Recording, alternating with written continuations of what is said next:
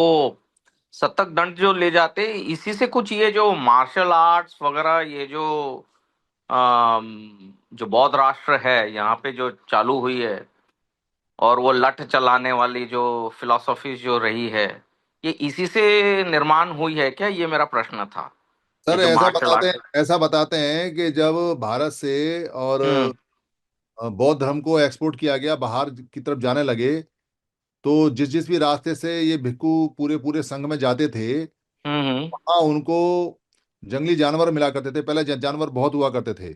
हम्म। तो जानवरों से बचने के लिए वो जानवरों की तरह ही क्या बोलते हैं, मुद्राएं बना के लड़ा करते थे उनसे, और उसकी प्रैक्टिस किया करते थे, अभ्यास किया करते थे। सुरक्षा के लिए उन्होंने उन्होंने वहां जानवरों की तरह ही सारी मुद्राएं बना के उनसे लड़ना सीखा प्राकृतिक रूप से। और वही बाद में फिर प्राकृतिक रूप से उसको मार्शल आर्ट कहने लगे।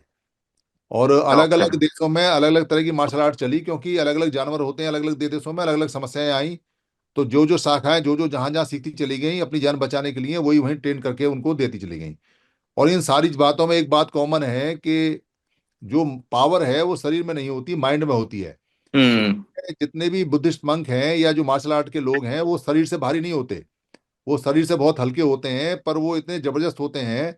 ब्रूसली के बारे में बताते हैं कि वो एक बहुत भारी आदमी को सिर्फ अपने हाथ से झटका देता था, और वो 10 मीटर जाके दूर जाके गिरता था सिर्फ झटका देने से। उसमें इतनी पावर थी, और वो हम्म। कला थी। तो ये सारी मार्शल आर्ट उन्होंने ही पैदा की अपनी जान बचाने के लिए। और उन्होंने कोई हथियार नहीं इस्तेमाल किया उस समय, क्योंकि डंडे के अलावा उन पर कुछ होता नहीं था। पर उन्होंने बाद में कुछ नान चाकू वगैरह बनाए हैं, जिसको नान चाकू का मतलब है जो चाकू नहीं है, दो डंडे या। हैं। हम्म। ऐसा उन्होंने बनाए हैं, और वो सारी चीजें वहीं से आई हैं सर।